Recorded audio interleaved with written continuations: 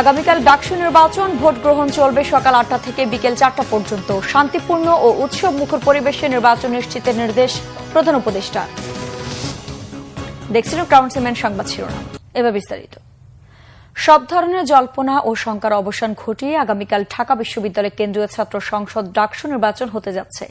কোন ধরনের বিশৃঙ্খলা বা অপ্রীতিকর ঘটনা ছাড়া প্রতিদ্বন্দ্বী প্রার্থীরা গতকাল নির্বাচনী প্রচার কাজ শেষ করেছেন।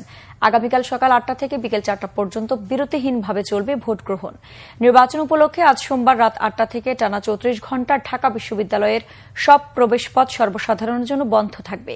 বিশ্ববিদ্যালয়ের জনসংযোগ দপ্তরে পাঠানো এক জরুরি বিজ্ঞপ্তিতে এ তথ্য জানানো হয়। এতে বলা হয়, ডাকসু ও হল সংসদ নির্বাচন উপলক্ষে সোমবার রাত ৮টা থেকে বুধবার সকাল ৬টা পর্যন্ত ঢাকা বিশ্ববিদ্যালয়ের প্রবেশপথ, শাহবাগ, পলাশী, দোয়েল চত্বর ও নীলক্ষেত এলাকা সর্বসাধারণের জন্য বন্ধ থাকবে। তবে ঢাকা বিশ্ববিদ্যালয়ের বৈধ আইডি কার্ডধারী শিক্ষার্থী, শিক্ষক ও কর্মকর্তা কর্মচারীরা ঢুকতে পারবেন। সর্বশেষ ভোটার তালিকা অনুযায়ী এবার ডাকসু নির্বাচনে ভোটার সংখ্যা ৩৯,৬৩৯ জন। ভিপি পদে প্রতিদ্বন্দ্বিতা করছেন ৪৫ জন, আর পুরো নির্বাচনের প্রার্থীর সংখ্যা ৪৭১ জন। নির্বাচনকে কেন্দ্র করে বিশ্ববিদ্যালয় জুড়ে বিরাজ করছে উৎসবমুখর ও রাজনৈতিকভাবে উত্তেজনাপূর্ণ পরিবেশ।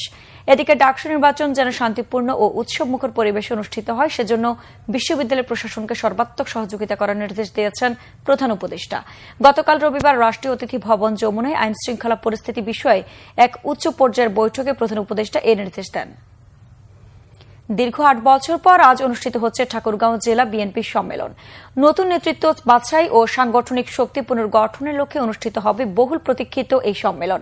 সকাল 10টার পর জেলা সম্মেলনের আনুষ্ঠানিক উদ্বোধন করবেন দলের মহাসচিব মির্জা ফখরুল ইসলাম আলমগীর।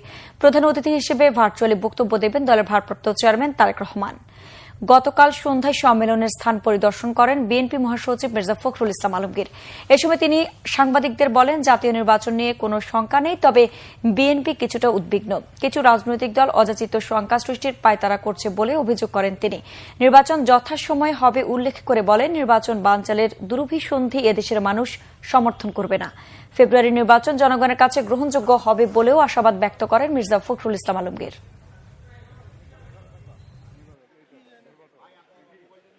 আমরা জাতীয় নির্বাচনে কোনো শঙ্কা দেখি না, তবে আমরা একটু উদ্বিগ্ন যে কিছু সংখ্যক ব্যক্তি অথবা রাজনৈতিক দল তারা অযাচিতভাবে এই শঙ্কা সৃষ্টি করবার চেষ্টা করছেন। বাংলাদেশের মানুষ সেই সমস্ত আপনার দুরভিসন্ধিতে তারা সমর্থন করবে না। যথাসময়ে নির্বাচন অনুষ্ঠিত হবে এবং সেই নির্বাচন জনগণের কাছে গ্রহণযোগ্য হবে।